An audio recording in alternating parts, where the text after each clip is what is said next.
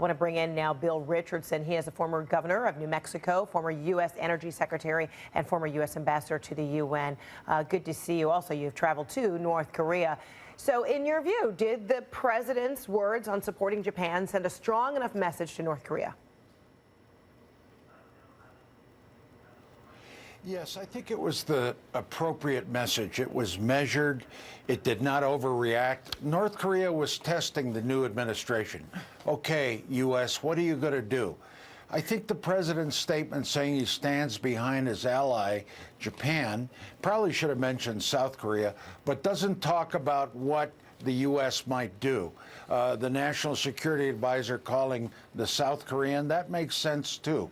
So it keeps the options on the table on a policy that I think needs a new look by this administration.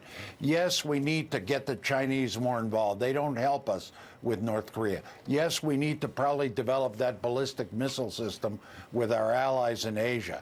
Yes, we need to reassure our allies that we're behind them. But really, this policy of strategic patience that we've had has borne few results. Let's try something new, and I think the president, by being very vague, by not overreacting, has kept some good options on the table. So you do not believe President Trump should have said something directly to even North Korea?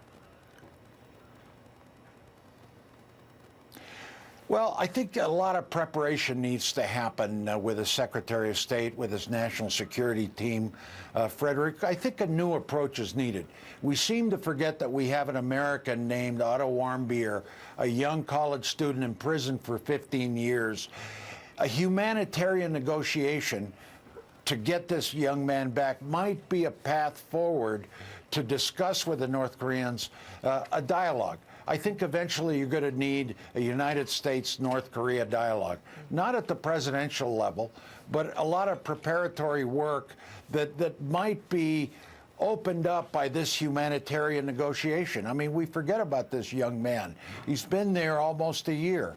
He's a good kid. He made a mistake, but you know, sometimes those humanitarian gestures open up opportunities in the diplomatic field. What we don't want is an altercation, because we've got a lot of interests there. We have troops there. We have the South Korean and Japan. We have treaties with them. We want to keep things cool.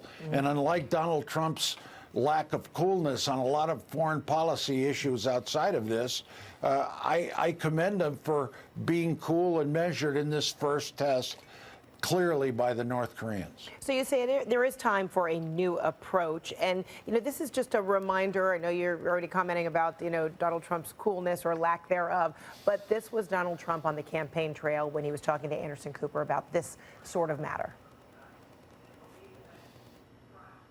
Wouldn't you rather, in a certain sense, have Japan have nuclear weapons when North Korea has nuclear weapons? And they do have them. They absolutely have them. They have no carrier system yet, but they will very soon.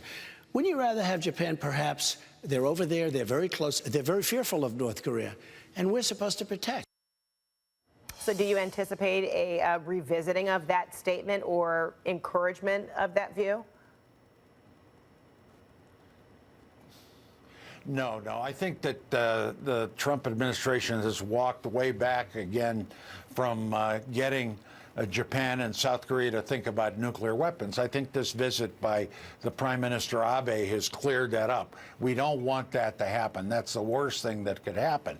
What has happened in a positive way was the Secretary of Defense making his first trip to Japan and South Korea.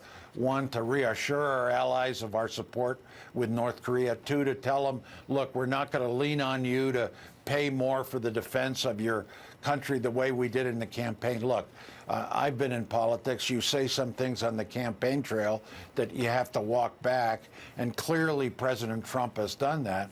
But I will say, unlike what he said with China, with Taiwan, unlike what he said on the nuclear weapons in Asia at the beginning of the campaign, those were mistakes. But now the fact that we have a relationship with Japan that is clear, that we stand behind them, measured with North Korea, we keep our options open, I have to say that it was the right move. The short statement was clear. but at the same time kept his options open on what our response might be from a provocative act and a North Korea that was testing him, his first big test.